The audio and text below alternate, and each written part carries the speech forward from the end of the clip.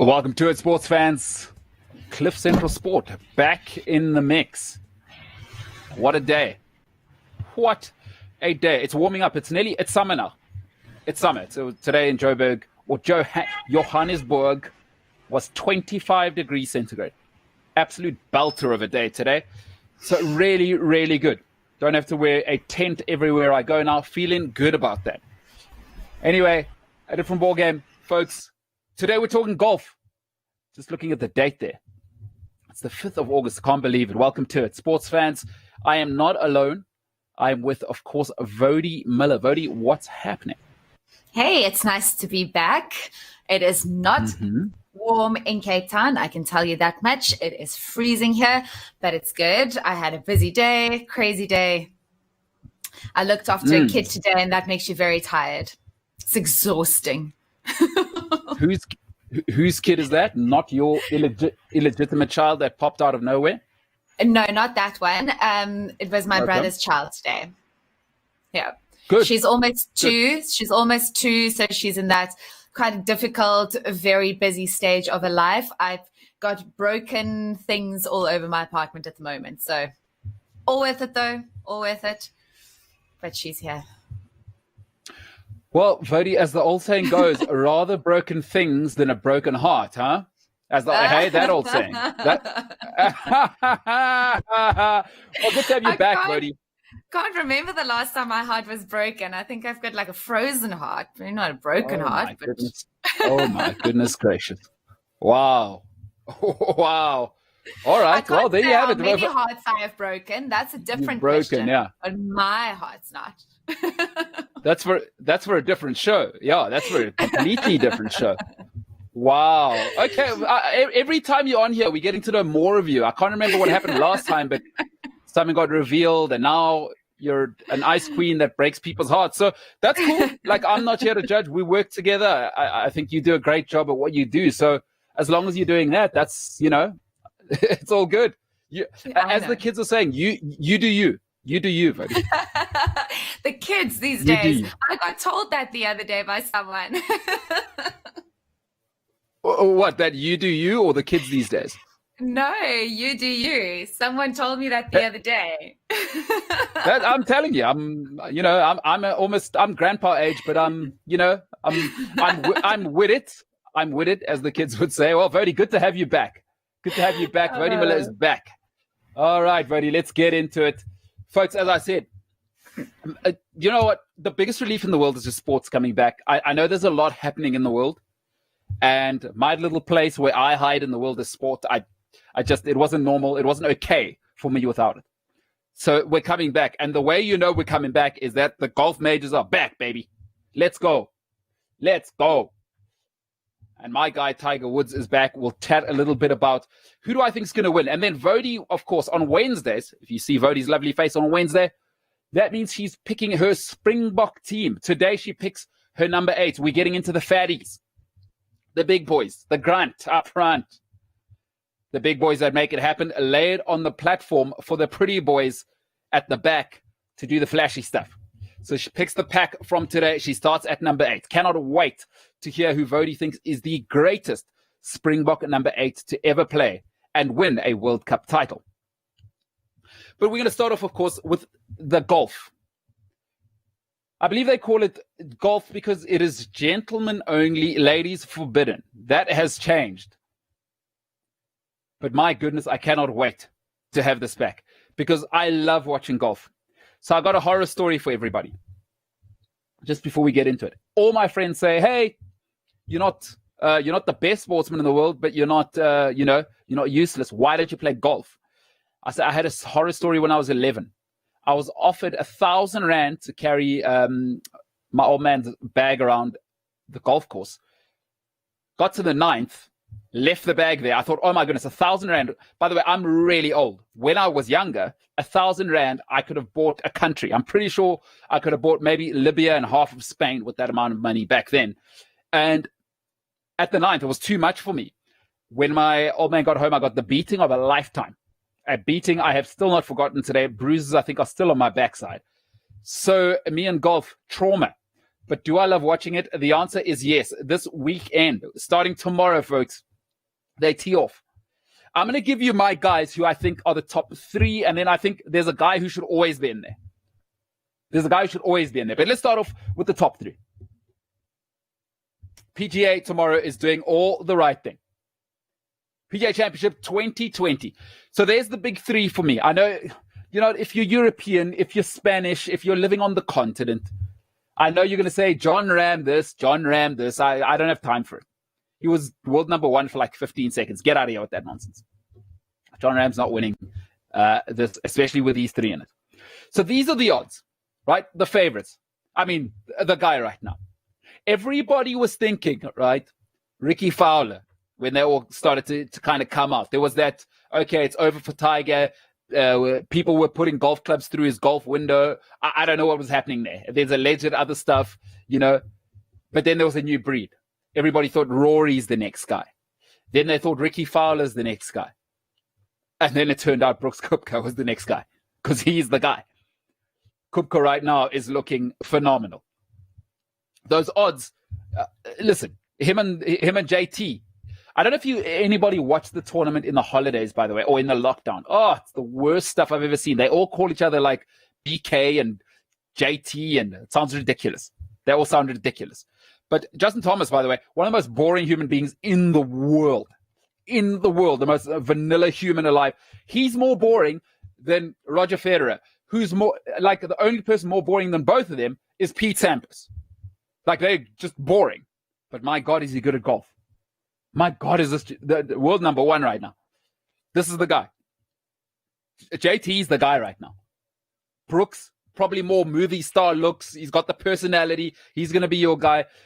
But my favorite of the new crop, because the rest of them are a boring bunch of pathetic losers, bunch of nerds, right? Except Ricky Fowler, but he doesn't win. So that's the trade-off for wanting to be on jet skis and do other stuff and wear flat caps and be cool. I love Ricky Fowler. But Bryson DeChambeau at 11-1, by the way. So 10-1 Koepka, 10-1 Thomas. That's what the bookies are saying. So clear favorites, out and out favorites. But DeChambeau, if you did not see Bryson DeChambeau's diet post-lockdown or previous to lockdown, post-lockdown, he's a different human.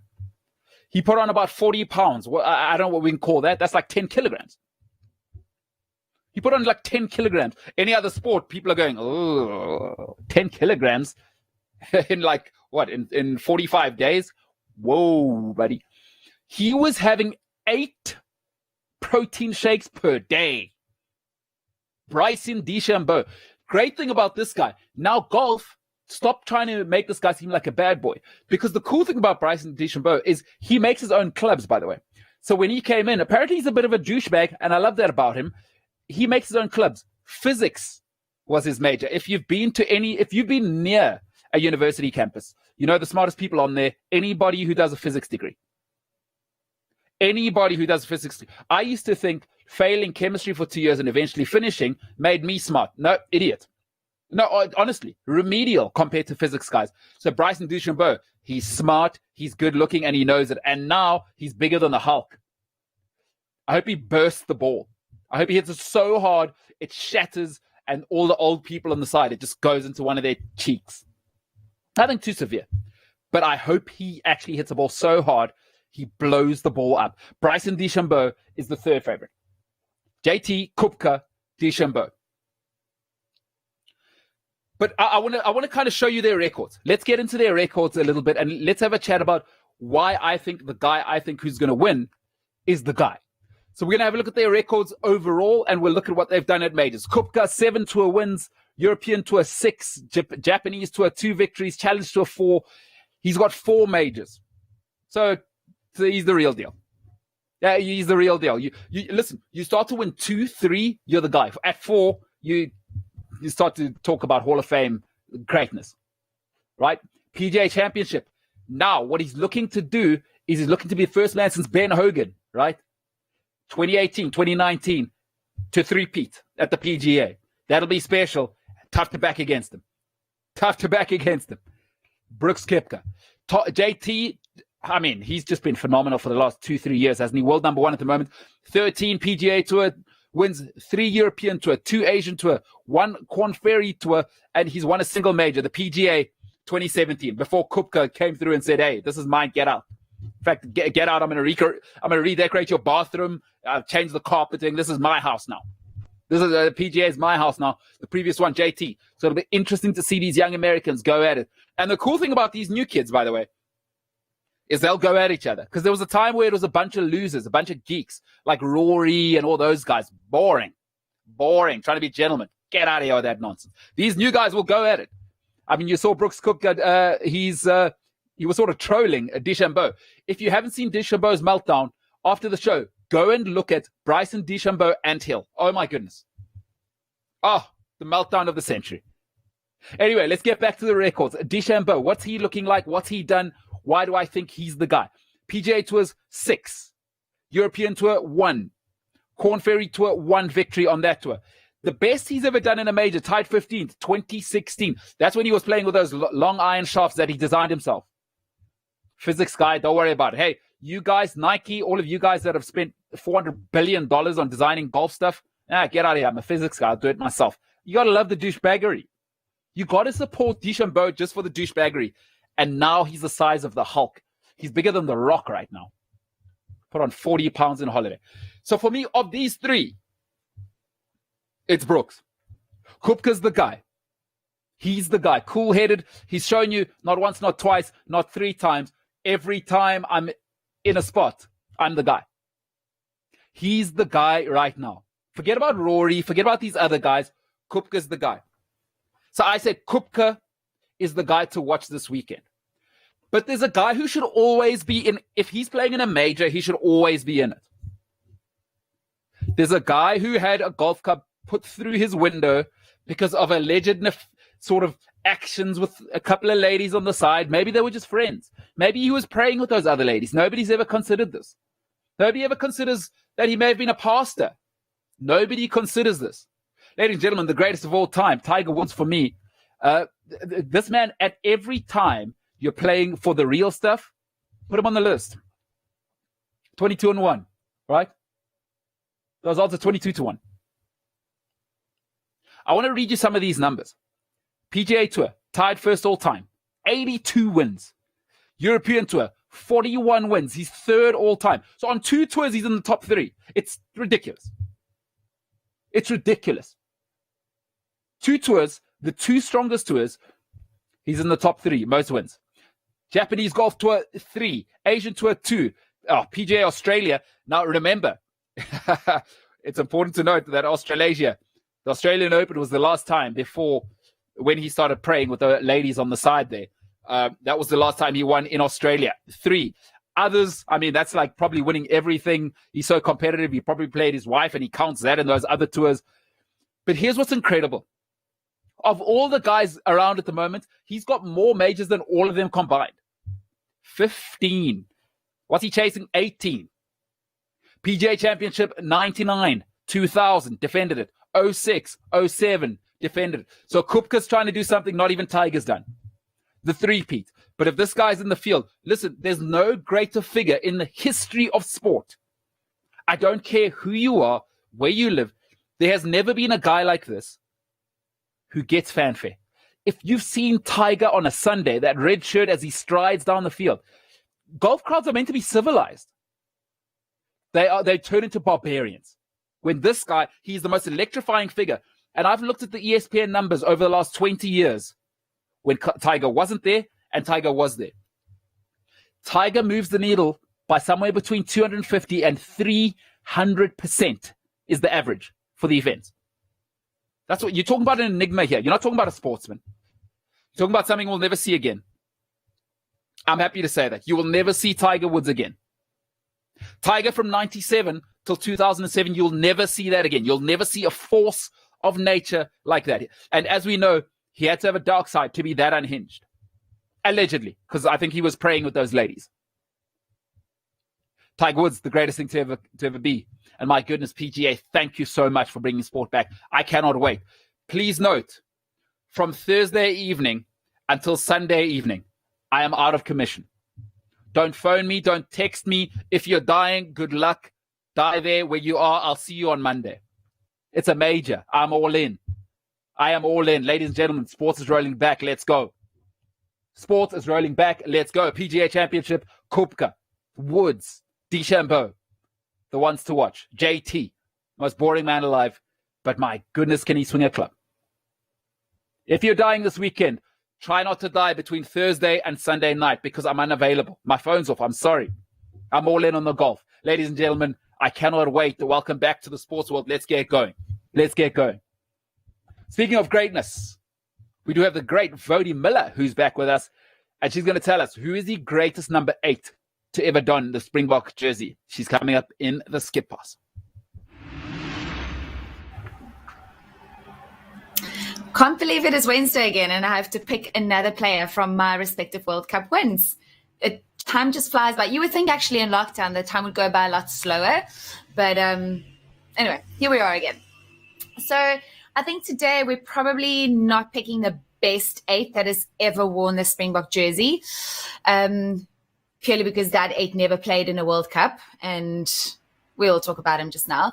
But from the 3 of the respective World Cups in 95, we have Mark Andrews, Donny Rousseau in 2007, and then Duane Vermeulen in 2019. Now, for me, there's actually absolutely no contest here. And if you pick anyone except Duane Vermeulen in this instance, then I don't know why. And I don't think I'll be able to have a conversation with you. We know Mark Andrews, like it says on the tweet actually, is that he is a lock. So he played lock all the way up until the knockout stages of the World Cup, and they decided to rather play him on 8-man. They wanted some size or height or whatever you want at the back and another line-out option. But you can't pick anyone, I guess, over Cobus Wester and Hannes Strydom. And I think exactly the same happened in 2007 with Donny Rousseau. You can't pick him over Bakkies and Victor. So both of them have been another kind of line-out option, playing at the back. Neither of them were like complete 8s. And the only complete 8, I guess, in between the 3 of them would be Duane Vermeulen. I think Duane's his Springbok career didn't exactly, I think, start off with a bang. He only played, 54 tests since his debut in 2012. I think it took him something like 2,527 days, actually looked that up, 2,527 days to reach his 50th cap against the All Blacks in the 2019 World Cup. So yes, he had some injuries, very bad injuries that kind of put him out. Maybe some of the coaches just didn't want to pick him.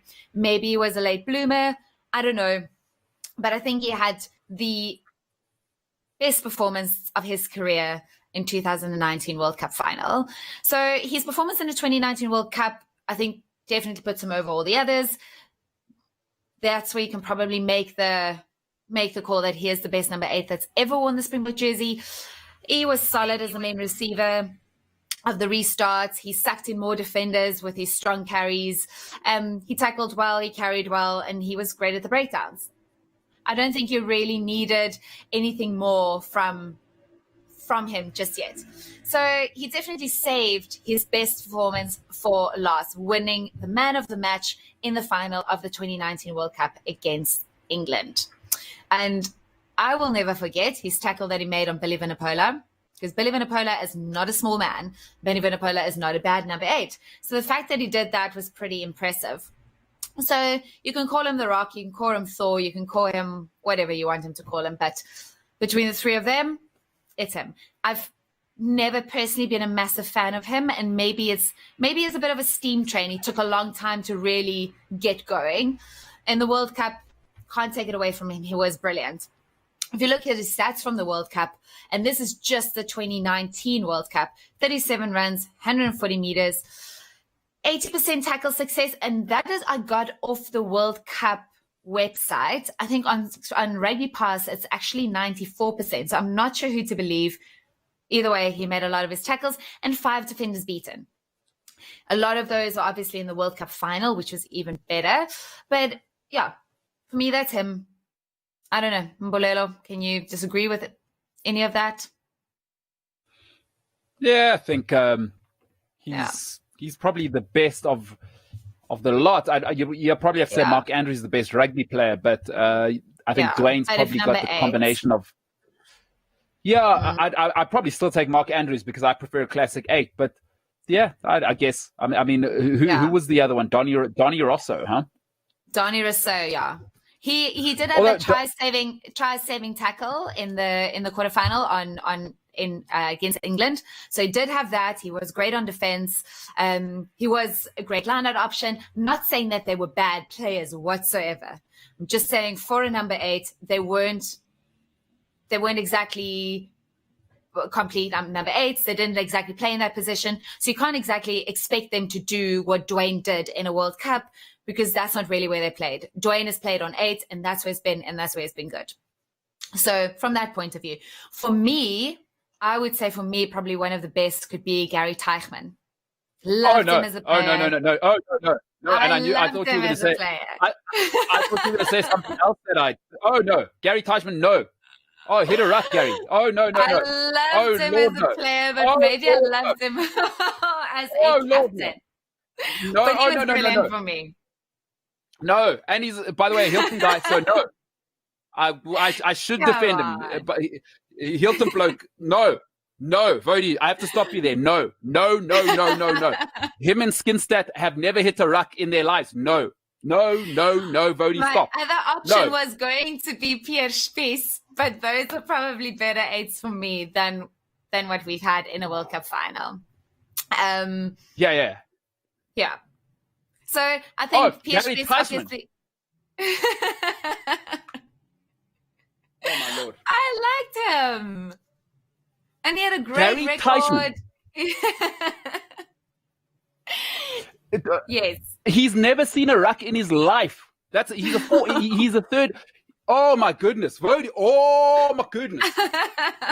I've lost my cool. Listen, Gary Teichmann and Bob Skinstad, they should have played outside center, because that's where they spent their careers. Woude, I can't believe. Oh my goodness! And by the way, Woude is one of the most knowledgeable rugby brains on earth, folks. I cannot believe what I've just heard. But yes. What do people think? Maybe I'm nuts. Someone agreed with me that Gary Teichmann is the best 8. Gary, are you joking? No, guys. No. Come on. But I think obviously for me, Bobby Skinstad, never, the fact that they took Gary out of the team and as captain and put Bobby Skinstad in there, I think that was absolutely ridiculous. And what Nick Mallett did in that situation, I think Nick Mallett actually admitted that shouldn't have happened and he made a mistake. Pierre Spies obviously had an apparent heart condition and blood clots and all sorts of things, and he came back and he was all of a sudden had huge arms, like apparently most of the Bulls players need, because you can't play rugby with small arms. I don't know what they did to him, and I think they completely ruined his career. For me, I can't believe that was really a medical issue, because you don't come back looking like that if that was your problem. And he became very slow after that whole thing, and he lost his whole mojo, and he shouldn't have played rugby again. But kind of settled on Dwayne. You don't agree with me on the rest, and that's fine. But I think the conversation we should probably have around an 8 rather than who's the best is who is going to take over from Dwayne. He is 34. He's probably only got 1 year left in him, and he'll probably retire after the British and Irish Lions tour next year. So what I'm hoping that South Africa won't do is that I hope they're not going to spend the next 8 years looking for a Dwayne Vermeulen. That's what we did after Fourie de Preer, and we kept looking for someone to play exactly like him, and we ended up finding no one. Eventually, we went for Faf de Klerk and allowed him to kind of play the way that he played and did what he did. So I'm hoping they're not going to spend all their time just on that. But a few of the guys, I guess, who are putting their hands up, and maybe you can throw in a name here if you want, but for me, it will be Jean Augustus, Jaco Coetzee, Miller Ace, Pepsi Buthelezi, still quite young, Skumbuzo Noche, and Dan de Preer. If I have to look at between those guys, I don't know if you can put another name in there. But, yeah, for me, I guess if you want to have a typical Dwayne Vermeulen kind of player, it will probably have to be Jean Augustus.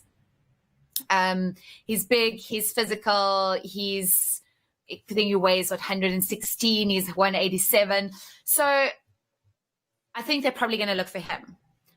For me, though, I don't think he's really that great. And I think the media is trying to turn him into a great player, and they kind of want to spoon feed us so that we would believe that he is the one to replace Dwayne. He hasn't proved it to me yet. Even playing for the Stormers, he hasn't really stepped it up. And to step it up to Springbok level, I don't know. What do you think? I'm not convinced on him. Well, I think once again, you know, for me, like I said, of all those number 8s that you gave as an option from the World Cup guys, I'd take Mark Andrews because he was the most modern of those number 8s. So you could compare him more to Zinzan and subsequently what New Zealand have rolled out lately. But for me, I understand how Rassie picks because I've watched Rassie closely because I've kind of liked the thing about Rassie. He's a bit of a douchebag as well. He's always done it his own way, very strong-minded. Yeah. So if you remember when he was back at the Cheetahs, even this was when Dwayne was there with the cool blonde locks way back then. He was a 7. So what Rassie likes at 8 is not a traditional 8. He doesn't want a ball skills 8. He wants really a number 7. Right, he wants is a blindside flanker at 8 because Dwayne Vermeulen is not an 8, and I don't care what you say.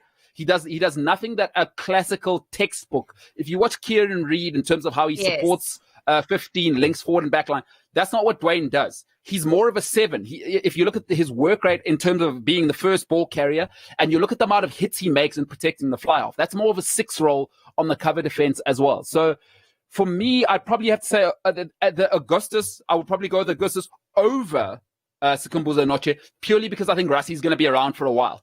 And Rassie's shown, guys, it's about the system. But that's what I'm saying. That's why they're probably him. For me, he's not the guy.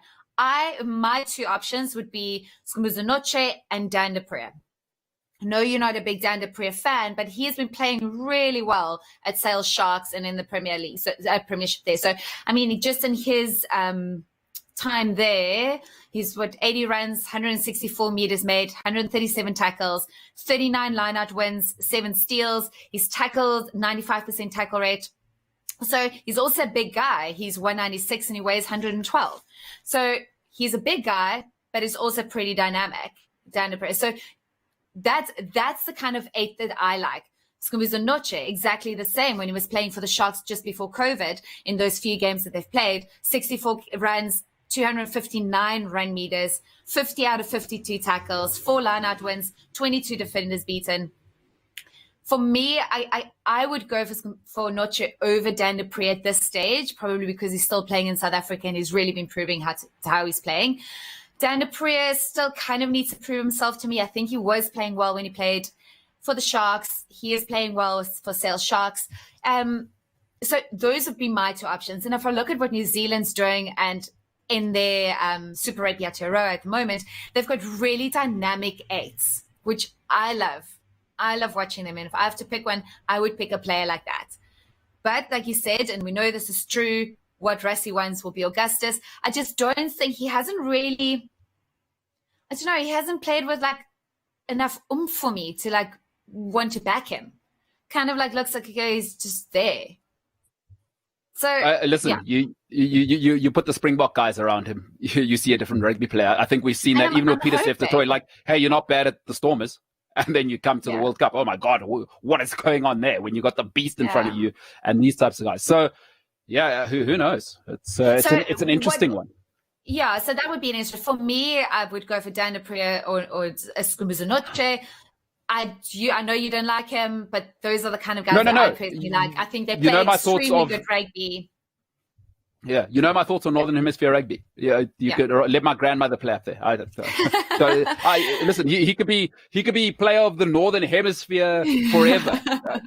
Don't tell me about that. Come do it 15 weeks in a row in Super Rugby, then we'll see what you got. Yeah. So for me, probably Noche is probably my first pick over Augustus, but yeah, I don't want to just keep seeing that same kind of play that we're doing. And I think we're kind of in a fortunate position that most of our pack is staying the same. So you kind of you can, what's the word that I'm looking for? Experiment at the back a little bit. Yeah. I think my English is getting worse. Listen, you're from George. To me. In your defense, you're from George. So don't be too hard on yourself. Don't be too hard on yourself. So they can experiment a little bit. Look, Dwayne's not going anywhere before the British and Irish Lions, so he's still going to play in that tournament. But I do think for me, experiment a little bit, see who fits into what we have at the moment, because most of the pack's not going to change. Okay, well, let me throw another one in the mix for you before you go. Why not take the captain back to where he started? And now he's got the bigger physique. There was a time when he was injured. Sia's had a good 18 months now where he's allowed that body to fill out. You understand how it works with building muscle is you need to be fit, right, to kind of compound that muscle build. Sia's looking like a beast right now. He's a natural 8. And now there's none of that nonsense of Sia's too small now. He looks like an absolute Spartan. What about throw Sia back at 8 and then maybe you can mix it up? What do you think of that? I don't know if I should raise my comments about Sia Khaleesi right now. Oh, okay. All right. Best you don't do that because you might be cancelled on the internet. I might be. No, so I hear where you're coming from. Yes, it makes sense. But then I would still play Noche at 6. I wouldn't take him out of the mix necessarily. Oh. So for me, but this is now what you have to look at. What is going to be the best combination? Who are you going to play at 6 then?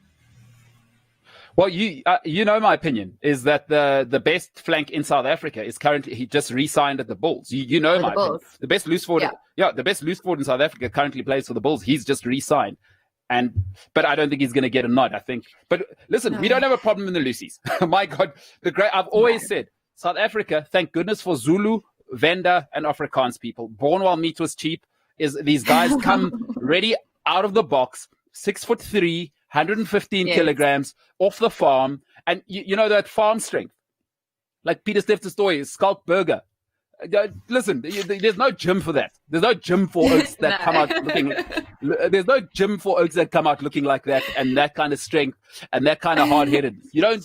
There's no even Virgin Active Platinum membership for 20 years. You're not getting. You're not going to be Skulk Burger.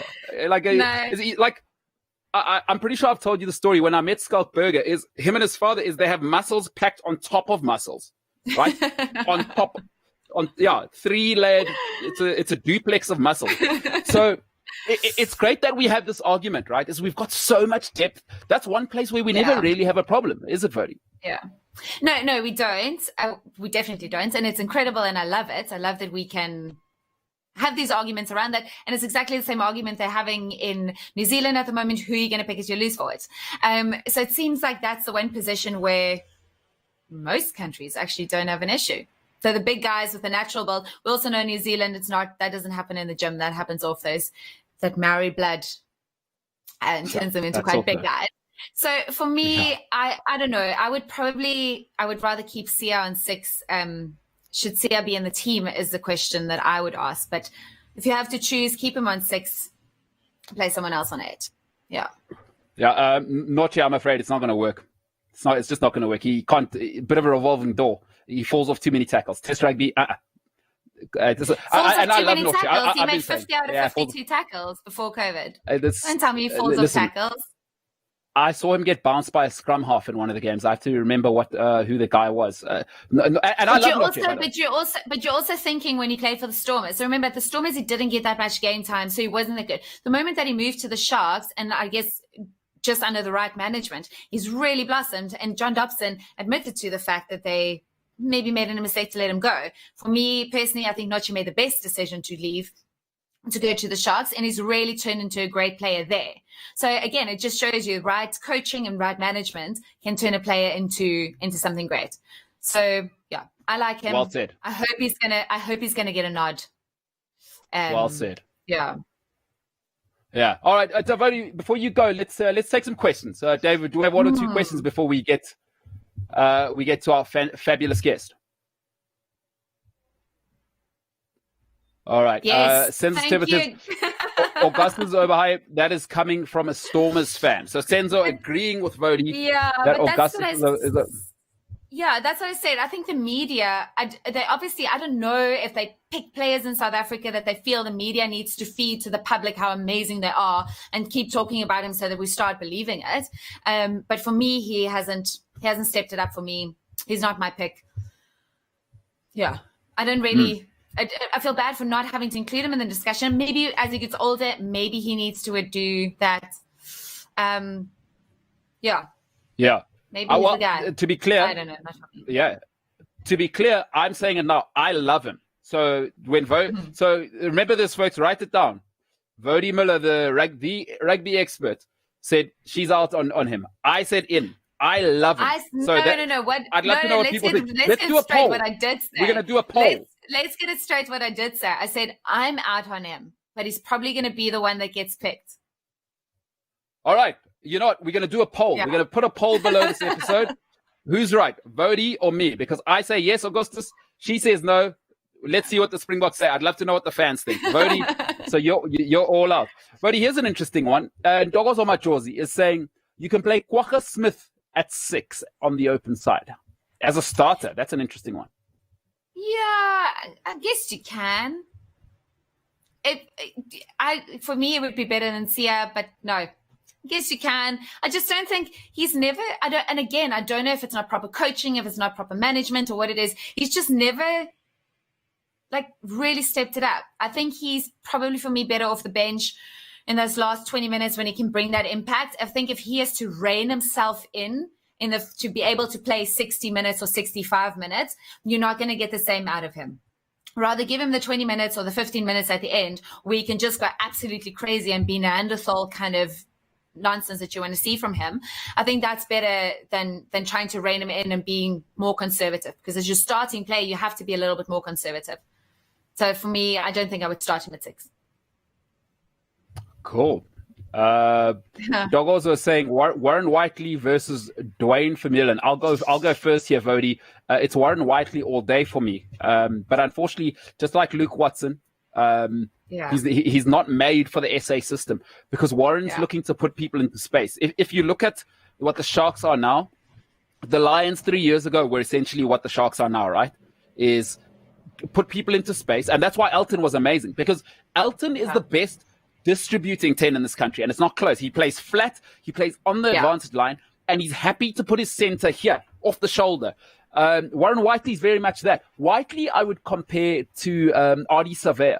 Is he wants to take the contact, but he passes before contact instead of taking that hit, which is, I think, Savea's underrated skill. So for me, in the right world, but in a box shirt, I don't think it's close. Woude, what do you think? Whiteley, for me? No, I agree. And also for me, I can't pick a player over someone who's constantly injured. He was so injured. Yeah. You can never get momentum with a player like that, and you can never include him in a team because he's always out with some niggle, with some injury. So I can't pick a player like that in my team. Yeah. All right, Dave, do we have one more question? We'll take one more and then we'll move on to our guest. And Dogos on my jaws, he's saying, whatever happened to Nazim Carr? So Nazim, as far as I know, didn't he go overseas to Wasps? And I was going to say the pounds of England happened to Nazim Carr. Yeah, but he's not good enough. He's not good enough, but I think he might be coming back now, as far as I know. He's at the Bulls. Yeah. He's at the Bulls now. I did a whole thing on it. He's at the Bulls. So he's back. But for me, no. I don't know why Jake White signed him. No. Stay in and he was never it. He should go play in Northern Hemisphere, make your money. Don't come back and try to make it in South Africa. You're not going to get it. Look, maybe he's coming home, his swan song, brilliant for him, made all of those pounds, but no, Nazim Carr, get out of here with that. Nowhere near it. Nowhere near it. All right, well, Woude, good stuff, man. Good stuff, folks. Woude has said, Augustus, get the hell out of my face. I'm like, hey, get in the mix. Put that 8 jersey on you. You're friss, as they say in George, hey, Woude? Oaks friss. And I like it. I like what I see there, Augustus. You have to understand. And we'll mold them into a box. There's a difference between friss and between fit. And that you have to understand. Friss. Okay, that you have to. All right. So he's not. So there's round and then there's friss. Yeah. There's so if you look at Dan, and Noche, they like strong, lean, strong guys. Augustus is more like a troki. And that's actually, by the way, his nickname at the Stormers. Troki. Come on, Troki. Fatala. Fatom. Troki. Woude Muller, it's been great. It is the skip pass for today. That is awesome. Folks, what do you think? I think some great points brought by Woude. Do you agree with Woude? Is that the best 8? Does Dani's great moment, tipping Kuwaito's leg out, does that help him to be the greatest 8 to ever play in a final and maybe be the best? Vody has said she thinks Dwayne Vermeulen. What do you guys at home think? Send us your messages. Remember, if you want to email and reply to some stuff and suggest anything, or give some compliments to Vody and say, hey, Vody, you're right. Tell that other loudmouth to shut the hell up. Gary Teichmann's the best 8 ever. Do that. sport@cliffcentral.com. And by the way, if you want to send us your video clips as well, send us 1-2 minute video clips. We will play those. sport@cliffcentral.com. If you want to have your opinion on something, if you want to tell me I'm wrong on something, Vody's right on something, whatever you want to give your opinion on, send your video clips to sport@cliffcentral.com, and we will make sure to play those or reply to them. Ladies and gentlemen, coming up after this, if you've ever wondered how your favorite sports club, sports league, and maybe you got a girlfriend or a boyfriend, you want to value them. All right, well, we got the person in town for you. He's coming up after this.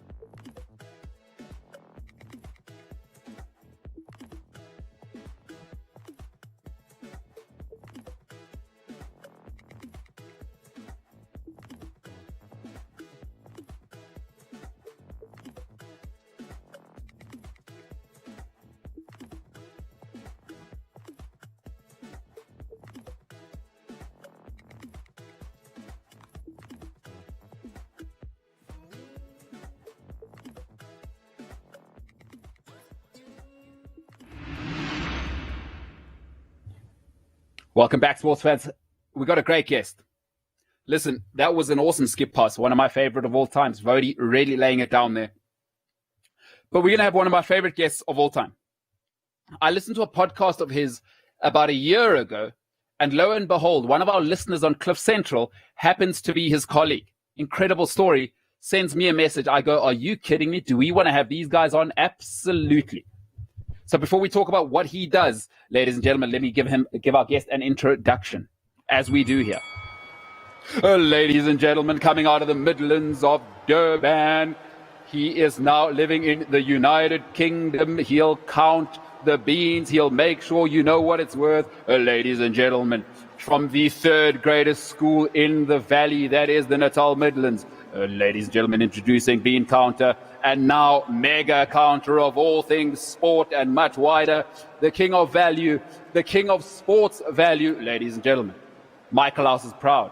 I am proud to bring you Declan Ahern.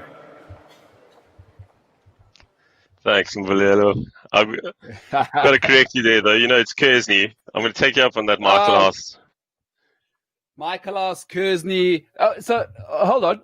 I thought it was, I've got every guy's school wrong that comes on here. So even worse. So the fourth best school, because I included St. Anne's in that, by the way.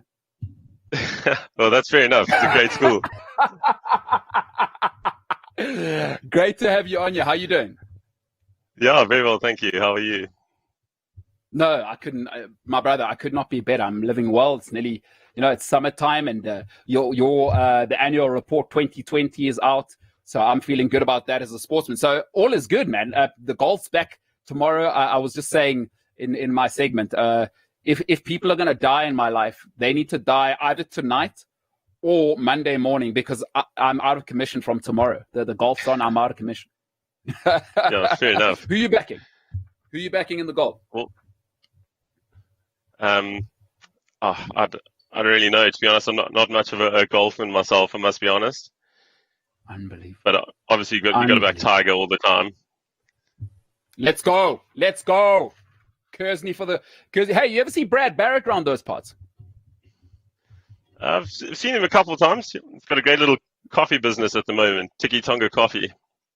Oh, good for him. Great rugby player. And he used to knock me over on the rugby field all the time. Great guy. Hey, Kersney, proud. You, Brad Barrett, it's all happening up there. Yeah. It's not hard to beat a Hilton boy, though, eh? Oh. All right, Dave, switch this guy off. We're done. All right, that's the interview. Declan, welcome, brother. It's such an honor to have you here, because like I was saying, I heard that podcast of yours, and I think we were saying off mic, I've listened to it. I know I probably said 5 times last time, 10 times. I absolutely love the business side of sport. Folks, I'm pretty sure people have wondered, when a fan sees their team, my team's worth 1.8 billion pounds, it's all good and well for Man United fans, as Declan is, I'm the biggest, our club's the biggest commercial revenue generator. What does this all actually mean, right? Is Dec, when we're just going to keep it in the sports realm for now, and we'll probably keep it more football centric. But when people say brand value, maybe you could talk to us, number one, about what you guys do and who you work for. And then let's get into what does brand value actually mean? Not just me, a layman, trying to sound smart at a braai saying, well, the most thing about commercial revenue. Yeah, I'm sure you know all these guys. What does it actually mean? And what do you guys do at Brand Finance? Yeah, sure. Brand Finance is a strategy and valuation consultancy. We're based out here in London. We've actually got an office in Johannesburg in Sandton. But we specialize in branded businesses, so brands as assets, but also broader businesses in general. And typically, when you kind of see on SuperSport News or Sky Sports News or some headline about the most valuable football team in the world or sports team or player, for example, that tends to come out of our office here. And the annual that you're referring to here, we publish these rankings of the most valuable football teams and the most valuable brands, and as well as the businesses as a whole. And we've now done that for 15 years, so it's been quite a journey for us. So we're dealing with the top of the pops here. This isn't some guy he didn't just pop out of university yesterday and we're like, hey, you know how to count, come through. We're dealing with Brand Finance, real deal. 15 years, every time. You may live in the States, United Kingdom, Sweden, wherever you are, China. These are the guys that do the work. So I'm absolutely honored to have you here, bro, because this is a side of business I absolutely love it. So let's tuck into the football a little bit, and we can kind of, the conversation will go where it goes from there, Dec. Talk to me about, Sure. When you value clubs, does it matter that you're playing in the Premier League, La Liga? Does that affect a club's value? So, like, let's say you're a mid-table club in La Liga. Are you less likely to be as valuable as a mid-table club in the EPL? And if so, why? Yeah, definitely. It actually makes quite a big difference, the league you play in. So, for example, some of our research that we do of football fans worldwide, we ask them what they think the best league is. And people happen to think the Premier League is the best league. And then we ask them about the perceptions on all the leagues worldwide, including the Champions League as well. And what we find is people think that the Premier League, firstly, has the best fans, most passionate fans. Secondly, they view it as the most competitive competition. And thirdly, they think the style of football played there is the most attractive. So because of these perceptions, the Premier League can generate more eyeballs and more desire to tune into games, even at the back end of the table, not necessarily always the Manchester Derby, for example. And that means that they can generate huge broadcasting deals from the likes of Sky in the UK, SuperSport in South Africa, for example. And because of these very large broadcasting deals, they can also attract better sponsorship revenue. So front of shirt sponsors, kit manufacturers, sponsors all over the world. So there's a massive difference in the revenue generation between leagues. So the Premier League's top of the pops. That's about 3.5 billion euros. La Liga is in at second at about 2. Then the Bundesliga is in third at about 1.5 billion euros in terms of broadcasting alone. And that pattern exists across all the revenue streams. Wow. So the Premier League truly is king. Definitely. It's not even close, really. So, then you think to yourself, or I've always thought to myself, so we were very fortunate to have a guest on, John Smith, who was part of the sort of the inauguration of the Premier League, and we talked to him a little bit about the parity of the league and how that was something up front that they said was important in terms of the revenue share and things like that. So I've always wondered to myself is, why haven't Spanish, French, and all these, the Serie A, the Bundesliga, why have they never gone to themselves, hey, what's good for the goose is good for the gander? Number one, why don't they go and look for foreign ownership? So like the DFB and let's say the Scottish, well, we'll get to Scotland a little bit later, but La Liga, why don't they go and look for investment for Racing Santander in Dubai? Why don't they do that in order to give the whole league an image? Is this something you've ever looked at? Yeah, look, it's a valid thought. I think the Premier League kind of had first mover advantage where they moved away from the old FA and league system, created the Premier League. They were able to negotiate these kind of very large broadcasting deals very, very early on, and then kind of bring all the clubs up with the organization. We're actually seeing La Liga adopt a similar kind of avenue to go down. So in about 2014, 2015, they consolidated all the teams kind of underneath La Liga. And we're actually seeing them, grow their broadcasting revenue, grow their commercial revenue, and grow the value of the clubs as a result. In terms of foreign ownership, there's actually quite a lot of foreign ownership throughout all the European leagues, not just the Premier League. But it's very murky waters for kind of the league administrators and organizations to go and interfere in private businesses, because people should remember that football clubs are privately owned entities the majority of the time. So it's very difficult for those administrators to go in and kind of murky the waters amongst those privately owned entities. And do you think any European league should ever consider the American model in terms of a secure financial model? Because I think we all know part of the NFL's security blanket of everybody gets the same salary cap, etc., and you can really spread it out. There's the no relegation and everybody's sealed in. Do you think we'll ever get there with the European league, just purely because we need the money to be secure long term? And then you get billionaires that know they come in, they are guaranteed $400 million a season? Yeah, it's an interesting thought. I don't necessarily think that kind of model would work across European leagues, purely from a grassroots development perspective. So there's already huge controversy in the Premier League, for example, the disparity between revenues there and in the EFL and in the Championship. And the Premier League are taking measures to kind of address that disparity. So I'm sure you'd be familiar with parachute payments and investment into grass level football. And I think if you take the American model and apply it in Europe, I think there'd be huge uproar, particularly amongst football fans of teams below or, outside that inner echelon. I think it'd be very difficult to pull off.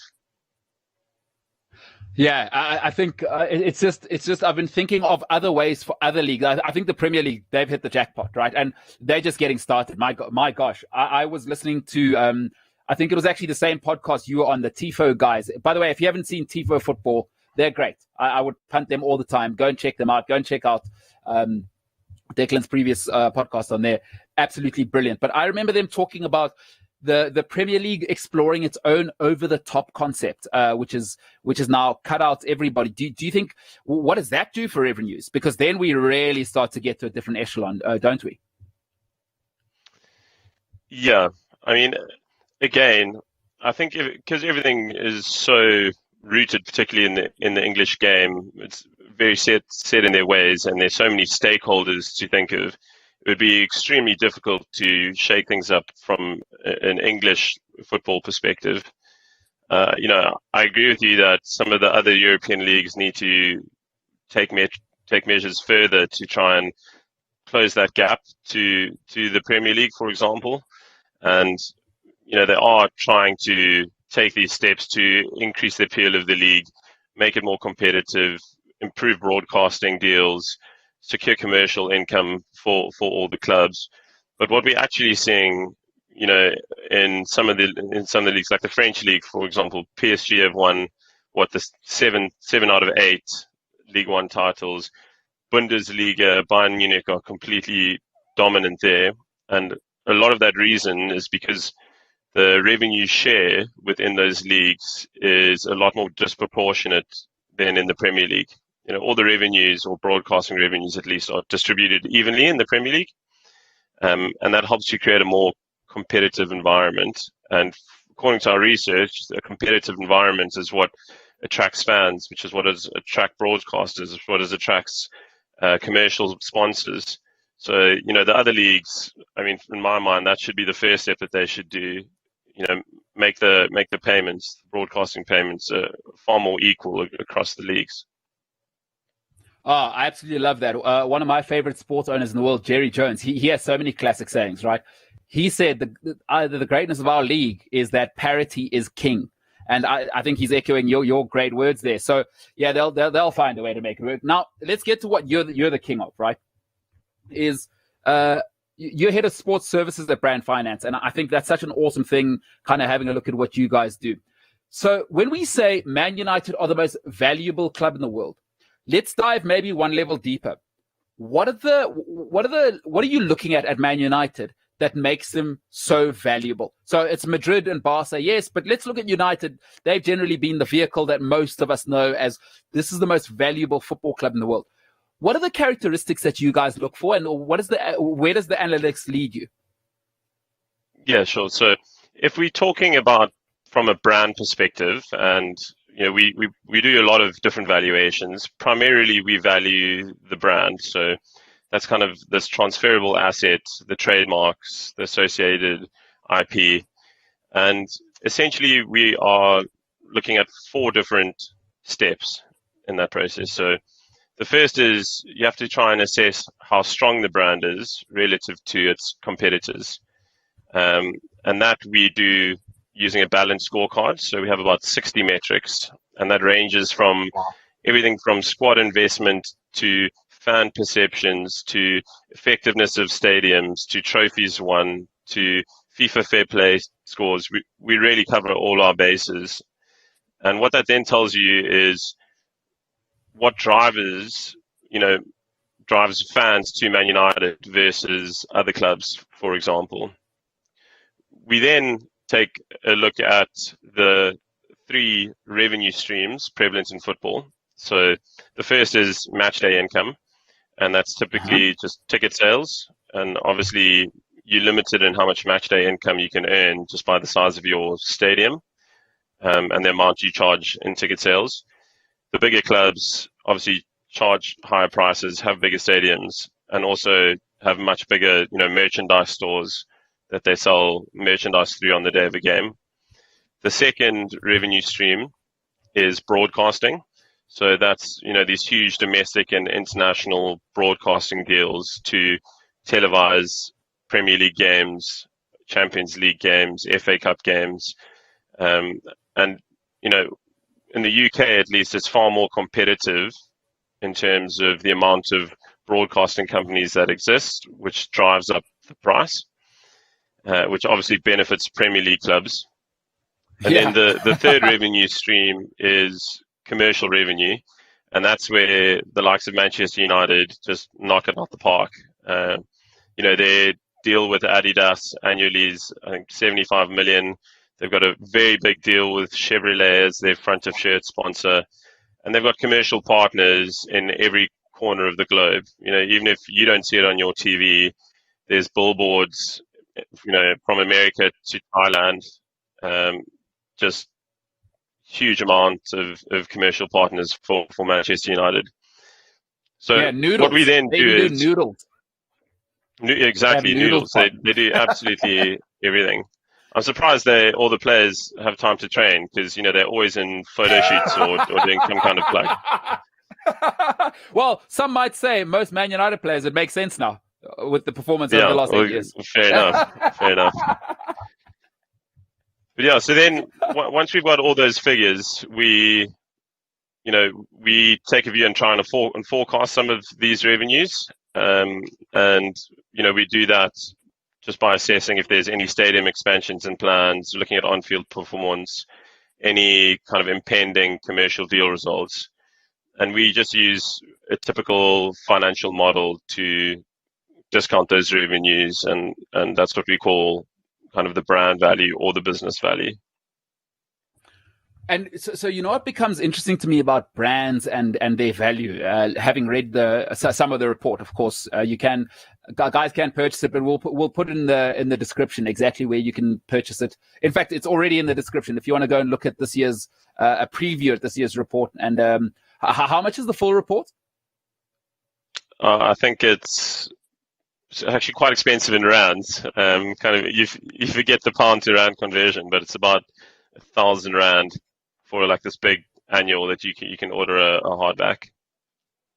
Yeah, no, but I mean, hey, listen, a textbook's 1,000 rand. So really, this is, if you're into it, if you're into business, this is something. I mean, I've had a look at the preview. Absolutely stunning. You know what's something that really fascinates me when I look at it is I'm starting to look at the sort of these quadrants that you've just described or triangular sort of, is that I'm now, as a football fan, I'll be honest with you, I wonder, when I looked at the report, I said, do I matter anymore? Because I'm starting to look at, okay, the stadiums, these beautiful new stadiums are obviously big revenue and whatever, but I'm starting to see that matter even less and less. I mean, Man United haven't upgraded their stadium in forever.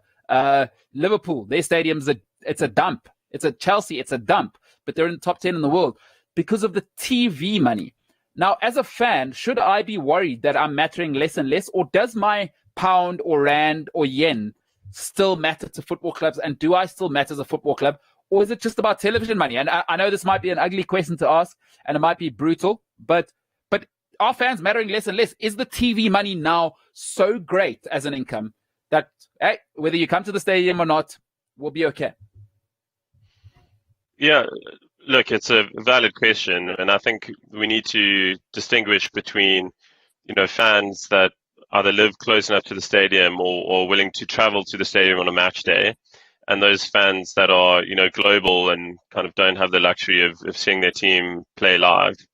So in terms of those global fans, and, you take these huge brands like Man United, Real Madrid, Barcelona, they've got fans in every single corner of the earth, and that's largely why they're actually going on these preseason tours to the likes of China, because they're trying to grow their fan base there. And ultimately, it revolves around these fans being invested in the football club, because they're the ones that are, paying the monthly or annual fee to the broadcasters so they can watch football matches. They're the ones buying the shirts with the names on the back and buying the other merchandise. In terms of the fans, domestically that go to these matches, there are some really outdated stadiums all around the world, and we've actually partnered with a great engineering firm called Bureau Happold. They just worked on the new Tottenham Stadium, for example, and you can see that these modern stadiums, they're using these kind of unbelievable metrics to make the fan experience much better than it historically has been. I mean, to the extent where they're kind of designing stadiums, and Tottenham's single-tier stadium, for example, is apparently one of the loudest in the world from the penalty spot, which creates huge pressure on opposition players. And they're designing the concourses to make sure fans have the best experience possible. But, having said that, they want the fans to have the best experience possible because they want them to spend more and more money on each match day. If you take the NFL business model, for example, you spend 8 hours at an NFL game. There's a cinema built into the stadium and a shopping mall. It's like a whole family day out. And that's why, some of these NFL teams can generate such large amounts of revenue. And I definitely think football can learn from that. Interesting. So, you've cracked that door open. Let's walk straight through it.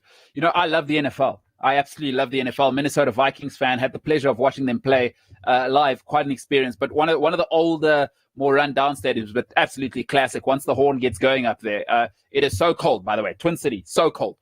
But talk to me about the model they've got going, because I read once again that the Dallas Cowboys the value is $5.5 billion, which is is it the fourth year in a row they're the highest valued sports club in the world? Yeah, so I think you're referencing a Forbes study there.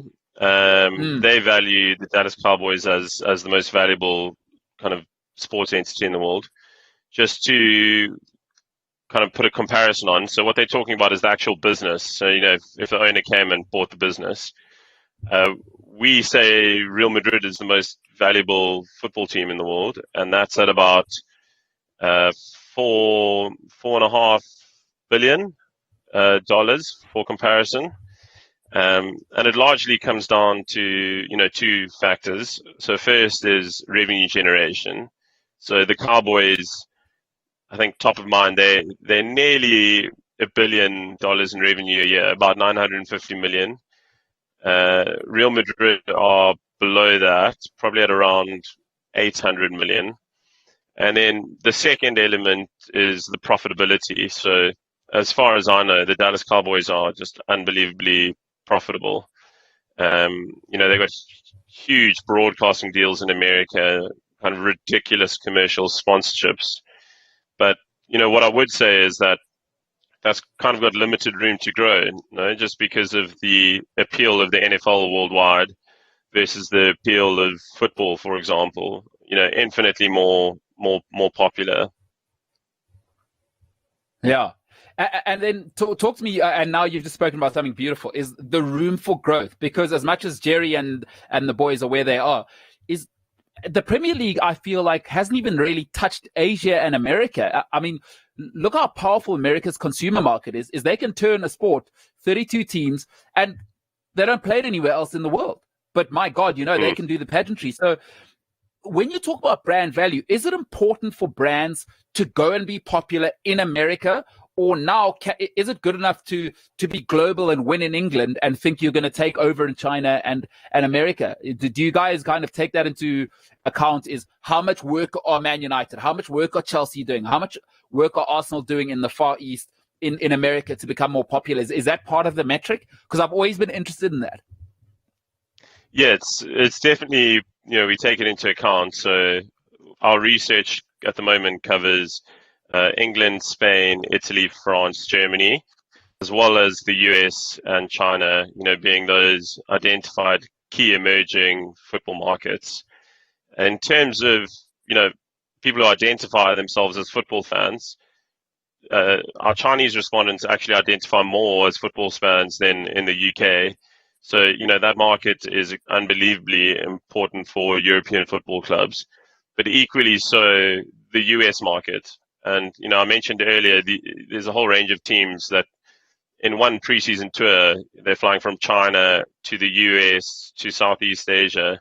And ultimately, they're trying to grow their brands in these places because they know that these are where the affluent consumers are and the untouched markets. And, people who are willing to spend money on expensive merchandise, essentially, it's unbelievably important for them. And, even to the extent that clubs are signing players. So if you look at Chelsea and Pulisic, for example, Captain America. A large portion of that would be down to tapping into that American market. Sorry, I just want to correct you there. I know you got a big brain. You went to Kersney and you're working at, you're one of the best sort of analysts and brand financial people in the world. I just want to correct you. It's not Christian Pulisic. It's Captain America. Just want to correct you there. Of course. Please. Well, there you go. I mean, at the rate that guy can finish, you can call him whatever you want. Well, you and once again, hey, you should have my job, by the way. You could do any job in the world, because that's a great transition to what we were going to go to next, is when we're talking about what we love, because we're not all big brain guys that could, I don't even want to know what the entrance exam must be like to get your job. We just love football fans. Dummies like me, I'm a football fan. I love football. And what do I love? I love to boast on Sundays about my players. So, when we go, I always wondered, a guy like Mesut Ozil, it was such an interesting situation for me to watch it at Arsenal, right? And I would presume this is a big part of player value. But how valuable is an Ozil? Because I hear his value lay in the, for lack of a better term, the Arabic market and sort of that facing market was some of the struggles of Arsenal not wanting to let him go, was that he had such tremendous value in such a powerful market. So Paul Pogba, let's use Ozil and Pogba as the examples. When you sign a player as a club, how truly valuable is a shirt sale in terms of, number one, the brand, and literally the bottom line? Because I'm pretty sure those there must be a dichotomy somewhere there. But, you know, how powerful is a Pogba coming to Man United for the brand of Man United? How powerful can that be? Is it really that powerful? Yeah, so there's probably kind of two aspects that you need to distinguish. So, you know, you always hear these funny stats about how Man United signing Paul Pogba, and they sold enough Pogba shirts in 24 hours to cover the fee.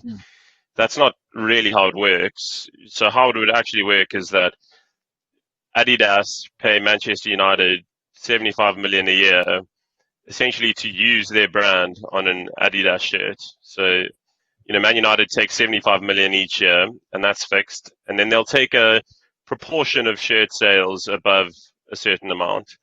But, you know, majority of Pogba's shirt sales, for example, would be Man United fans who would have bought a shirt already, but they just put Pogba on the back instead of Rashford or Martial, for example.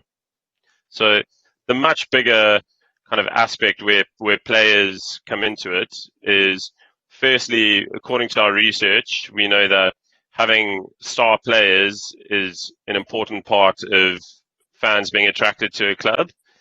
You know, I've kind of spoken about why that's important in terms of kind of commercial revenue and broadcasting. But, you know, it's not just this business aspect, because ultimately teams need on-field performance. They need to continually challenge for European spaces, because that is how they are securing broadcasting revenue. You know, if you are not part of the Champions League for a season, that can cost you anywhere between 80 to 100 million euros every single season. So the players are unbelievably important for on-pitch performance, and I think, you know, people shouldn't forget that. As for someone like Ozil, you know, just being paid £350,000 a week to sit on the bench, you know, that's Arteta's prerogative. You know, I think that's very much a football-based choice and not a commercial choice. Yeah, that's always going to be that tricky one, you know. So then my next question to you, I mean, you're a United fan. It's been a bumpy ride with Fergie and people like that. When you are looking at the brand value, because that's what we're talking about tonight, is the cascading effect of, whether it's true or not, the cascading effect of a guy like Ed Woodward being perceived as not being competent, right? So that's the perception, even though the bottom line might look different. Does the perception of the world affect the brand's value? Because I've wondered that about Man United and certain clubs where your what we call the boardroom isn't perceived very well. Is that a huge thing in brand finance value? It gets you know, the way the football club is run is down to the board, essentially, and to a lesser extent the manager, in terms of football finances. So if the board runs the club well, they make a lot of revenue, they're very profitable, and all going well, they're successful on the pitch as well. And to the extent that, you know, Man United are successful off the pitch, they have huge amounts of revenue, particularly commercial revenue. They're actually very profitable. They're the most profitable team in the Premier League. So, you know, to that extent, Ed Woodward's done a fantastic job. The problem is that the brand has leveraged its, you know, huge history and past successes under, you know, the likes of Dave Gill and Sir Alex Ferguson. And if they don't get back to that success, you know, that brand value will erode over time, because, you know, sponsors don't want to be associated with a losing brand. You know, they want that money shot of their team lifting the Champions League trophy and, you know, seeing their brand on the front shirt, and ultimately are willing to pay huge sums of money for it. And that shows. The most successful clubs in the world, Real Madrid, Barcelona, they are the ones generating the higher proportion of commercial revenues. And those shirt sponsors on the front, because I hear some of the numbers being thrown around, and like I said, I'm a muppet. I can barely count to 10. But I've always tried to look at this: do they ever get the value of the money back in terms of bottom line? Because I look at some of the amounts they spend for. I mean, listen, I want to be transparent. Declan here, he's going through some tough times. The guy's a Man United fan. He's stressed out. He's working hard. He's producing an annual report. You should go buy it, right? As a Man United fan, Chevrolet on the front. I mean, they threw what felt like what was the GDP of South Africa to sponsor Man United. But did they get actual dollar value for having that sponsorship, or is that not? Yeah, so this really is actually some of the more interesting work that we do. We try and assess the return on investment in actual monetary terms. Obviously that's we work for. By the way, sorry, Declan. In big business, we say ROI. That's money talk. ROI, and so some of my clients are some of the biggest football clubs in the world, some of the corporate sponsors that are involved in the game as well. And you can actually pretty accurately determine whether or not they're getting a good return on investment. So Chevrolet, for example, we do some research on this as well. Because Chevrolet are associated with Manchester United, and Manchester United is a very strong brand, those perceptions are kind of borrowed by Chevrolet. And people who are actually exposed to the sponsorship and actually, can categorically say that they know that Chevrolet sponsors Man United, they are actually more willing to purchase a Chevy car. So it actually has a direct relationship to people's willingness to purchase that brand of car, and therefore they sell more cars. If they sell more cars to the extent that it offsets the amount of cost that they pay Man United, then they're getting a good return on investment. If they don't sell enough cars, then they should be paying Man United every year. Wow. Okay. So it really is that powerful, that association that, winners like to be seen with winners, I guess, is the old adage. Definitely. And, that's proven through market research and consumer behavior and kind of financial models. So, Declan, so like the stuff we're getting into, of course, I'm a sports nerd. So I would probably take you, we could probably turn this into a Joe Rogan and have a day-night sleep over here with all the questions that I have for you. I just want to finish off with one or two. You've been so gracious with your time, bro. And by the way, I'm not just saying this because Declan's on. If you love the whole spectrum of sports, go and look at what brand finance are doing. And if you have a job, in fact, if you want to understand what the nitty gritty is, all right, or the buzz term at the moment is if you want to get granular, right? I'm sure you're sick of that term, Declan. If there's two terms I'm sick of, right, the new normal and granular. Get out of here. Get out that door. But go and look at the annual report from this year. Go and look at the previous annual reports that Brand Finance do, because it's absolutely awesome. So Declan, if I'm an investor, let's say now I'm the guy. I'm Chinese. I'm in Dubai. I'm in Franschhoek here in Cape Town. I've got $50 billion, and my kids are all out of the house. I've divorced my third wife. I go, right, I'd like to buy a football club. From a brand finance perspective, have you ever advised investors what to look for? Or if I was that guy, right? I got a big belly now. I'm living my best life. My third wife's out the house. Forget it. I've got 8 yachts. I don't care anymore. I want a football club. What am I looking for in the emerging clubs? Is there maybe 2 or 3 clubs you might say to me, hey, look over there, because some of the data tells us that these guys, the trajectory, if you get in now, you're going to strike it hard, boy. Yeah, look, I think football clubs in general are very volatile businesses. If you think of getting relegated out of not just the Premier League, but any of the top European leagues into the second tier, that's costing you hundreds of millions every year. It's hitting your bottom line, and it's often very difficult for those clubs to climb their way back into the top leagues and be part of the, bigger revenue sharing that these top leagues get. So you would have to be very, very wealthy, firstly, and, in my opinion, wealthy enough to not care if you lose a lot of money to buy a football club. But, having said that, I think there's, a club that's making headlines recently around a sale is Newcastle United.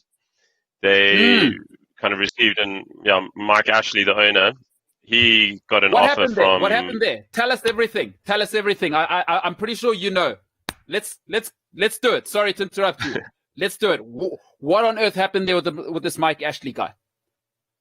Yeah, so he's not particularly well liked among Newcastle supporters, largely just because of how he's run the club and fired managers, and there's a very poor perception around him.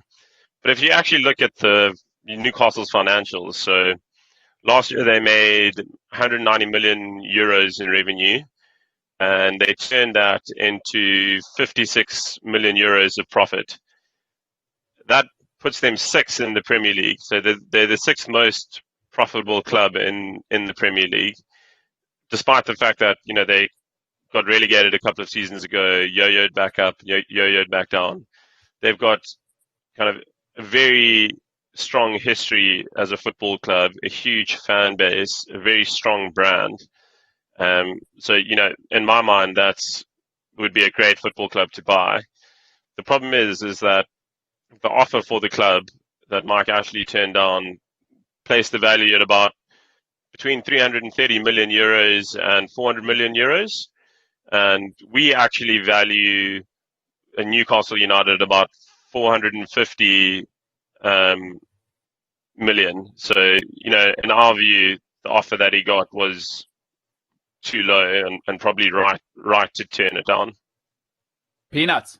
£500 million, peanuts. Yeah. What a world. So wow. So you're saying, so you think they were trying to kick him in the jewels, in the crown jewels there, lowball him. You're saying they were about 100 million short. Yeah, that's generally what we feel. Looking at their financials, they're actually very solid. All they need is a long, sustained run in the Premier League. But often to do that, there needs to be, investment so they can buy good players and have a good run. Mike Ashley, of late, hasn't recently, doesn't want to do that. He doesn't want to invest a lot of money in the club because he knows how volatile a football club can be. So obviously all the fans want to see some foreign investment, boost those numbers, sign some world-class players, have a good run in the Premier League. And, that spins you back into the cycle where a long sustained run in the Premier League, a bit of success, more broadcasting income, more commercial sponsorships, keep growing the revenue of the clubs, invest in more players, get more success, get more revenues, and this whole kind of cycle continues. And so another part of Newcastle's story, and I think this is such a good test case for us to quickly maybe wrap up on, is, Newcastle for me has always been an interesting place because it's 50,000, it's full. No matter whether a guy's mother died, his girlfriend left him, he had the biggest party of his life. If he's got a season ticket, it's chock-a-block. And by the way, I once had to, plenty of times, where the away stand is for away fans at Newcastle. I don't know if you've been there. It is like doing the Comrades Marathon up a hill to get to those away seats at Newcastle. Every week, 50,000, St. James's. Best atmosphere I've ever been to the United Kingdom. Now, they have a challenge. They have a Geordie at home. He's the manager. And, Dec, I've always said this, I believe the manager's role is to lubricate. And this might be just because I'm a bit of a know-it-all. I've always said the manager must lubricate the needs of the board and the needs of the crowd. So he needs to be the lubricant between the two. Now you've got the lubricant, but now you've got a rusty part upstairs. The rusty part is the fans hate the owner. When you evaluate the brand, how does the relationship between fans, ownership, and manager and that whole symbiosis, is that something you put down on paper and go, that's going to affect the brand? Surely Mike Ashley and the fans with the vitriol, that must come down to the bottom line as well. Yeah, definitely.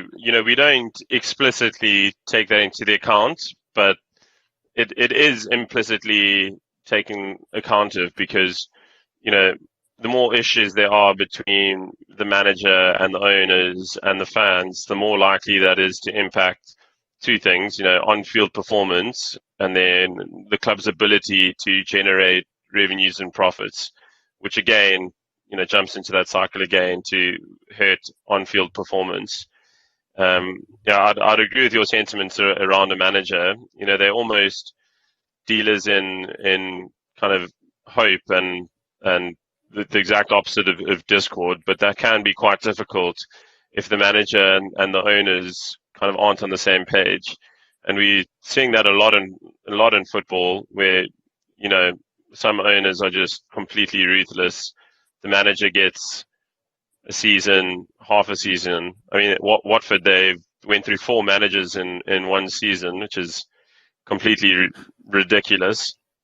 In the hope that they're just going to get a miracle manager to come back. Same guy twice, by the way. Kiki Sanchez Flores. Same guy twice in one season.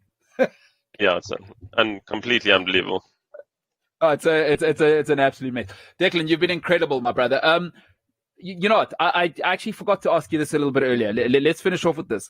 When you buy a player, is it just about the ability? How do you value a player's brand value? Is it just purely if he's Paul Pogba and he's famous on social media? How's a player's brand valued? So when Roman Abramovich, right, sends Marina and he says, listen, head over there. I need Havertz. I need him next week. And I want no excuses. What do we look at in terms of the brand value of Havertz, of Pogba, these top echelon, Neymar? You always hear the most valuable player in the world. Give us the metrics that you guys take into account for these guys. Yeah, so, there's two kind of separate valuations. One is like the player itself, and that's, largely done on a market value based. So, Mbappe in the current market, well, pre-COVID was valued at like 200 million euros, but his transfer was scuppered because post-COVID, no one can pay that amount of money. But when you're looking at the player's brand value, let's take Ronaldo, for example. The guy's got 110 million Instagram followers, give or take, plus followers on all kind of social media. And he's a perfect example because what he's done is created this brand, Ronaldo. He's got an R9 perfume, R9 underwear, R9 sunglasses. And what he's actually doing is he's licensing his brand, his personal brand, his name, to be used on all of these products. So what we do is we try and assess how much of these products are actually being sold worldwide across all of these sectors, and at what proportion of those revenues is paid back to Ronaldo for the use of his brand. And that's exactly how we do all the rest of our brand valuations as well. So, kind of another way for a football club, for example, to expand their revenues would be to go into something like esports and, license their brand and create more merchandise and tap into a new fan base. And that's why the likes of Ronaldo are so powerful and so valuable, because their brands are so strong. They can put them on anything and they'll sell. So, man, there's so much. So, folks, this is just an introduction of what Declan's doing, because I know he's wetting the lips of many sports fans. Is we're going to talk about esports. We're going to come back to that, because that's a whole. Esports is its own world, right? But then we're going to come back. I want to bring you back and talk about also the value of a sponsorship. When a guy's with Nike, what does that mean? So we're going to come back, folks, because Declan's been incredible with this time. He's an incredibly busy man. And we're going to get into some questions before we let you go. Dec, is that okay? Of course. By the way, you've been awesome, man. Like, this is, for a sports nerd like me, I'm just like, oh my goodness, this is the stuff I want to know, man. All right, Dave, what we got for our Midlands boys stuck in the UK? The rig says, how does Tiger rank in the value department pre and post player recessions? I'm not quite sure what the rig means by that. You're talking about like pre and Okay. post Tiger's incidences. Yeah, when he was praying for those ladies, because that's my theory. Is I think he was praying with all those ladies, and his wife just didn't understand that. Does that kind Yeah. of thing? How much did that affect Tiger's brand value? Yeah, I mean, massively, and that as soon as kind of all those stories broke, he lost a huge amount of revenue because all of his endorsements basically just cut him off straight away. Famously, Nike kind of stuck behind him, but he lost every other endorsement that he's ever had. And I think that's, definitely his reputation was damaged to an extent where people don't want to be associated with Tiger, despite the unbelievable comeback story and whatnot. In the modern world, you'd have to be quite a brave brand to associate yourself with Tiger, given all the things he's done historically. So he's definitely worth less post all the incidences than pre. Do you think there's any hope for Tiger to get back to the top, or do you think that he's so tarnished that a brand never recovers from that kind of tarnish? I mean, really strong brands are really resilient. I mean, if you take on like a corporate perspective, VW a few years ago had that huge emission scandal. At the time, you'd have thought no one would ever buy a VW ever again. They're still selling cars. They're still massive. That can be translated to Tiger. He's got kind of another story behind him now, given that he made this big comeback after the back injury, winning majors. So, kind of takes it down a new avenue, a new story that sponsors might want to get behind. But having said that, he's not kind of America's poster boy anymore. So I don't think he'll hit those levels that he would have hit had, those incidences not occurred. Awesome. Census Tebe says, over the last 5 years, which sports team has grown their brand the most by how much? It's a good question. I'm not sure I've got the figures off the top of my head. One football brand that comes to mind is PSG. So, they had big investments in 2014, 2015. And since then, I think they've nearly doubled their brand value in that time up to our latest valuations. And they're quite an interesting case, so they've now dominated the French league. Obviously they haven't won anything in Europe, which is still hurting them. They've massively grown their commercial revenues. They've just signed a big deal with Accor, the French brand. But PSG are also doing some really interesting things. They're not trying to position themselves as just a football team. They're almost like this lifestyle brand. They're into fashion. They've invested into esports, and all of this is helping to grow their brand image and their brand strength. And grow their commercial revenues in particular. So, I think their growth story is still going to continue in the future. Interesting. Wow. PSG, huh? Model for growth. Good for them. Good for them. Jesse Randolph says, if a school would like to sell their athletic multimedia rights, how would you go about valuing their brand? Now, that's an interesting one. I guess the comparison becomes what? The American college system, but is there one here? Maybe, let's say, a Kersney or a Michael House decided, hey, we want to sell our brand. Would you guys value something like that, and how would you do it? Yeah, I mean, you can do it on a like-for-like base, like you'd value any other brand. Obviously, it just wouldn't be as valuable. If you're taking a primary school, you got to assess how strong one brand is versus another. So you look at all the other primary schools, and if they were to license their brand, would someone be more willing to buy that one versus another one? And then it's a question of how much people would pay in terms of a royalty on a license fee for that. And we've got a very big database of actual commercial agreements that we can reference. And then it's a question of, well, what would be the demand? How many people realistically are going to buy kind of primary school branded items? All right. Well, there you have it. I'd rather watch the. I think Jesse, I would probably will, and we can chat about it next time.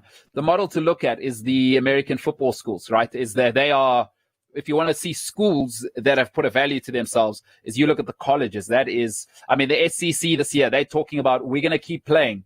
Remember, $3 billion they're talking about just in the SEC. That's the Pac-12. That's just the Pac-12. If you watch football, you can get into it, but I'm just telling you, only 12 of the teams, they're saying, hey, no fans, we don't care. The students stay at home. We're going to do this thing because it's $3 billion on the line. So it's not something crazy there, Jesse Randolph. And as Declan says, I think that'll be a tough one maybe to start up. The Rig says, how do COVID and lockdown affect a brand like the Olympics or other major cancelled events? Yeah, obviously massively. The Olympics has so many commercial sponsorships and partnerships tied to it, and it's obviously this kind of mecca of sport every 4 years that every broadcaster is trying to get involved in. Because it's just being rescheduled, all of that revenue that can be generated is just being deferred out by a year and not necessarily lost. But if you take it sports that got cancelled, for example, so I think, in Scotland, they stopped the league, awarded it to Celtic. They had to pay money back to the broadcasters who had signed these big rights to show the last games. So they lost out on that revenue. There would have been clauses in the commercial partnerships. They're not getting the TV exposure now. So the clubs would have had to pay back revenue there. There's a loss in match day income because fans aren't in the stadium, can't watch in person. So they've lost revenues there. So, very few sports or events came out of COVID unscathed, with the only exception, I'd say, is probably esports, because we actually saw esports spiking during the global lockdown, kind of for obvious reasons. Yeah. Wow, that is incredible, huh? Jeez, never let a pandemic go to waste. Never let a pandemic go to waste. ZA Rover says, in the world of TV deals being so important, does it make smaller clubs more attractive propositions? Please convince someone to buy Blackburn. ZA Rover, huge Blackburn fan.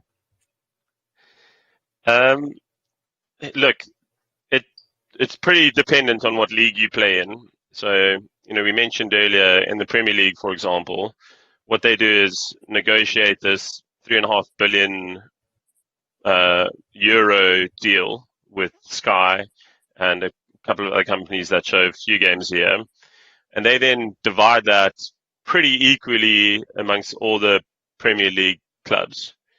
That's not true in La Liga, for example, and in Italy and in the Bundesliga, where, the big clubs who dominate, the PSGs, the Bayerns, the Real Madrids, the Barcelonas, their argument is that, look, people are only signing in because they want to watch us play. So you need to give us more of those revenues. A team like Blackburn, if they could get into the Premier League for a sustained period, that would make them extremely attractive to someone else, because they'd have access to all of these, revenues, particularly the broadcasting and commercial. But it's for the smaller clubs, it's very difficult to make yourself appealing. What you really should be focusing on is growing the strength of your brand in order to appeal to more global fans, which will attract commercial sponsorships, which will increase the revenues that you can reinvest in players, get in the Premier League, grow broadcasting revenues, and we get back to that kind of turning circle again. It's quite interesting what you're saying. If you look at the ownership at Hull, I mean, they were talking about changing the brand, and the locals rebelled against that because their owner wanted to give it a more international feel in his mind, and the locals said no. I don't know if you remember that sort of there was a bit of a fallout there between the fanship and Hull City about 2 years ago, I think it was. Yeah, sorry, I lost you for a second there. Can you just repeat, please? Yeah, I was just saying, I don't know if you remember when the Hull ownership wanted to change the whole look of the Tigers and make it more of an international feel and change and then the locals rebelled and he wasn't allowed to and taken to court and that was somebody looking to work on the brand and giving it an international feel and the locals said, get that noise out of here. Yeah, I mean, we saw that at Cardiff as well, changing the whole color scheme of the club and logos and whatnot. I mean, there's a fine balance because you don't want to alienate your existing fan base by, stepping on the heritage of the club that they love. But you also need to, modernize like any global brand does and move with the times so that you become more attractive to younger generations and newer fans. I think, perhaps in the Hull and Cardiff case, it was probably just a bit more of a kind of a revolution. They were making too many changes too quickly versus, an evolution where you kind of steadily going to where you want to get to. Okay, so everything takes time. All good things take time, kids. All good things take time.